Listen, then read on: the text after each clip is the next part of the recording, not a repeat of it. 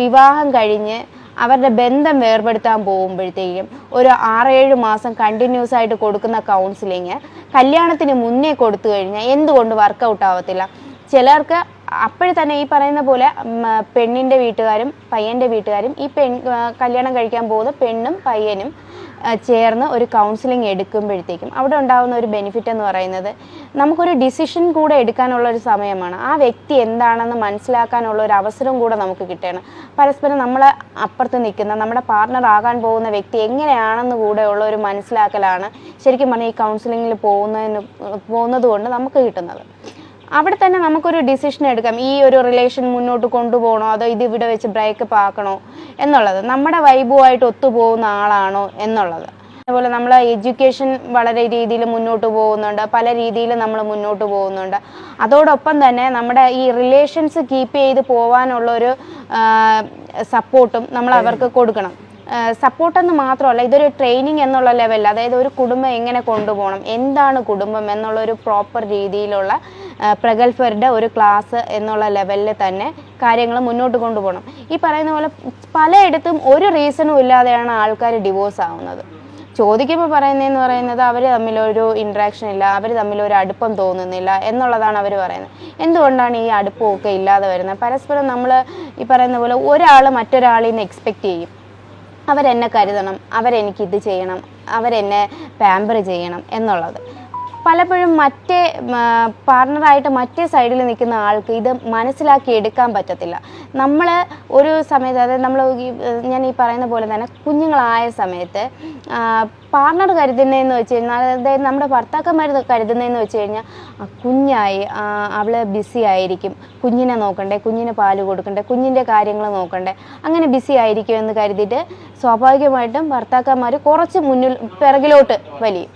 ഈ സമയത്ത് നമ്മൾ സ്വാഭാവികമായിട്ട് സ്ത്രീകൾ കരുതുന്നതെന്ന് വെച്ചാൽ അവർക്ക് കുഞ്ഞായി, ഇനി നമ്മളെ വലിയ രീതിയിൽ അവർ കെയർ ചെയ്യുന്നില്ല എന്നുള്ളൊരു തോട്ട് ഓഫ് മൈൻഡ് നമുക്കും ഉണ്ടാവും. നമ്മൾ പതിയെ വീണ്ടും ഡൗൺ ആയി താഴേക്ക് വരും.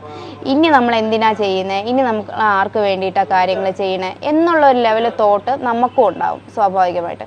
പല സ്ത്രീകളും ഡൗൺ ആകുന്ന ഒരു സമയം എന്ന് പറയുന്നത് ഈ പറയുന്ന പോലെ ഡെലിവറി കഴിഞ്ഞ സ്റ്റേജ് തൊട്ടാണ്.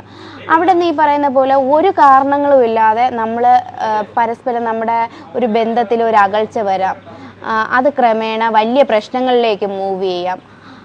അങ്ങനെ നമ്മുടെ ബന്ധം വേർപെടാനുള്ള ഒരു റീസണിലേക്കൊക്കെ വരുന്ന പല എക്സാമ്പിൾസും ഉണ്ട്. ആക്ച്വലി അവർ ഇടയിൽ നോക്കുകയാണെങ്കിൽ ഈ പറയുന്ന പോലെ വലിയ പ്രശ്നങ്ങളേ ഇല്ല, അതായത് അവിഹിതമോ മറ്റോ ഒരു കാര്യങ്ങളും കാണത്തില്ല. പക്ഷെ ഇതാണ് സംഭവം, അവർ തമ്മിലൊരു ബോണ്ടിങ്, ഒരു അറ്റാച്ച്മെന്റ് കാണത്തില്ല എന്നുള്ളതാണ്.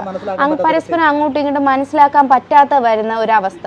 അതൊക്കെ എനിക്ക് തോന്നുന്നു ഈ കല്യാണത്തിന് മുന്നേ തന്നെ ഒരു തരം പ്രിപ്പറേഷൻ, അതായത് ഒരാൺ എന്താണെന്ന് കൃത്യമായിട്ട് ഒരു പെണ്ണ് മനസ്സിലാക്കാനും ഒരു പെണ്ണ് എന്താണെന്ന് കൃത്യമായിട്ട് ഒരു ആണിന് മനസ്സിലാക്കാനും ഉള്ള ഒരു അവസരം നമ്മൾ മസ്റ്റായിട്ടും കൊടുക്കണം.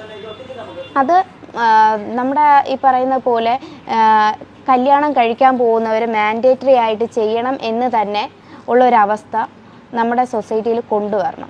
ഒരു കല്യാണം വിവാഹം കഴിച്ചു കഴിഞ്ഞാൽ നമുക്ക് മസ്റ്റായിട്ട് നമ്മൾ വാങ്ങിക്കേണ്ട ഒന്നാണ് നമ്മുടെ മാരേജ് സർട്ടിഫിക്കറ്റ്. അതുപോലെ തന്നെ നമ്മൾ കല്യാണം കഴിക്കാൻ പോകുന്നവർ മസ്റ്റായിട്ടും ഈ മാരേജ് സർട്ടിഫിക്കറ്റിന് വേണ്ടിയിട്ട് നമ്മൾ അപ്ലൈ ചെയ്യുന്ന സമയത്ത് തന്നെ ഇത്തരം കൗൺസിലിംഗ് അറ്റൻഡ് ചെയ്ത ഒരു പേപ്പർ, അത് പ്രൈവറ്റ് സെക്ടറിലായിരുന്നാലും ഗവൺമെൻറ് സെക്ടറിലായിരുന്നാലും ഇത്തരം കൗൺസിലിങ്ങുകൾ നമ്മൾ പങ്കെടുത്തിട്ടുണ്ട് എന്ന് കാണിക്കുന്ന ഒരു സർട്ടിഫിക്കറ്റ് മസ്റ്റായിട്ടും കൊടുത്താൽ മാത്രമേ നമുക്ക് വിവാഹ സർട്ടിഫിക്കറ്റ് കിട്ടൂ എന്നുള്ളൊരു അവസ്ഥ വരുമ്പോഴത്തേക്ക് സ്വാഭാവികമായിട്ട് ആൾക്കാർ അത് എടുക്കാനുള്ള ഒരു വില്ലിങ്നെസ് കാണിക്കും. നമ്മൾ വിവാഹം കഴിഞ്ഞ് വിവാഹബന്ധം വേർപെടുത്തുന്ന ഒരു സാഹചര്യത്തിലേക്ക്, അങ്ങനെ ഒരു കോംപ്ലിക്കേറ്റഡ് സാഹചര്യത്തിലേക്ക് പോകുന്നതിനേക്കാളും എത്രയോ നല്ലതാണ് വിവാഹത്തിന് മുന്നേ തന്നെ നമ്മൾ മറ്റേ പാർട്ണറിനെ തിരിച്ചറിഞ്ഞ് ഈ ബന്ധം വേണോ വേണ്ടയോ എന്നുള്ള ലെവലിൽ പോകുന്നതും, മീൻസ് നമ്മൾ മറ്റു വ്യക്തിയെ മനസ്സിലാക്കി നല്ല രീതിയിൽ കുടുംബം മുന്നോട്ട് കൊണ്ടുപോകുക എന്നുള്ളൊരു കാര്യം വരുന്നതും,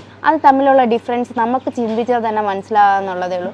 കുടുംബം എന്നൊക്കെ പറയുമ്പോൾ വളരെ ബ്യൂട്ടിഫുള്ളായിട്ട് നമ്മൾ കൊണ്ടുപോകേണ്ട ഒന്നാണ്. അവിടെ പ്രശ്നങ്ങളുണ്ടാകാത്ത ഒരു കുടുംബങ്ങളും കാണത്തില്ല. പക്ഷെ പരസ്പരം മനസ്സിലാക്കി നമുക്ക് ആ പ്രശ്നങ്ങൾ എന്താണെന്നുള്ളത് സോൾവ് ചെയ്ത് പോകാൻ പറ്റണം. അത് പറ്റാത്ത വ്യക്തികൾ തമ്മിൽ കൂടിച്ചേരുമ്പോഴാണ് അവിടെ പ്രശ്നങ്ങളുടെ വ്യാപ്തി വളരെ വലുതാകുന്നത്. ഇനി വരുന്ന തലമുറയ്ക്കെങ്കിലും നമുക്ക് ഇത്രയും നല്ല ക്ലാസ്സുകൾ കൊടുക്കാനും അല്ലെങ്കിൽ നല്ല സെക്ഷൻസ് കൊടുക്കാനും നമ്മുടെ ഗവൺമെൻറ് തന്നെ മുൻകൈ എടുത്ത് മുന്നോട്ട് വരണം.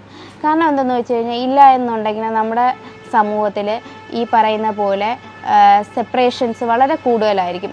മുന്നേ ഉള്ള കാലങ്ങളെക്കാളും കൂടുതലായിരിക്കും ഇനിയുള്ള കാലത്ത്. കാരണം എന്തെന്ന് വെച്ച് കഴിഞ്ഞാൽ ലേഡീസിന് എഡ്യൂക്കേഷനുണ്ട്, ജെൻസിന് എഡ്യൂക്കേഷനുണ്ട്, അവർ സെൽഫ് ഇൻഡിപെൻഡൻ്റ് ആയിട്ട് നിൽക്കാൻ പറ്റുന്നുണ്ട്. എങ്കിൽ അവർ ഒരിക്കലും സഹിച്ച് നിൽക്കാൻ ആരും വില്ലിങ്നെസ് കാണിക്കത്തില്ല. അതുകൊണ്ട് തന്നെ നമ്മൾ ഈ പറയുന്ന പോലെ കല്യാണത്തിന് മുന്നേ തന്നെ ഇത്തരം സാഹചര്യങ്ങൾ നമ്മൾ അവർക്ക് അവൈലബിൾ ആക്കുക. അതായത് ഗവൺമെൻറ് തലത്തിലും പ്രൈവറ്റ് തലത്തിലും ഇത്തരം സംവിധാനങ്ങൾ അവൈലബിൾ ആയി കഴിയുമ്പോഴത്തേക്കും സ്വാഭാവികമായിട്ട് ആ ഒരു മെത്തേഡിലേക്ക് നമ്മുടെ സൊസൈറ്റി മാറി തുടങ്ങും. നല്ല കുടുംബങ്ങളുണ്ടാവും, നല്ല ഫ്യൂച്ചേഴ്സ് ഉണ്ടാവും, നല്ല കുട്ടികളുണ്ടാവും, നല്ല തലമുറകളുണ്ടാവും.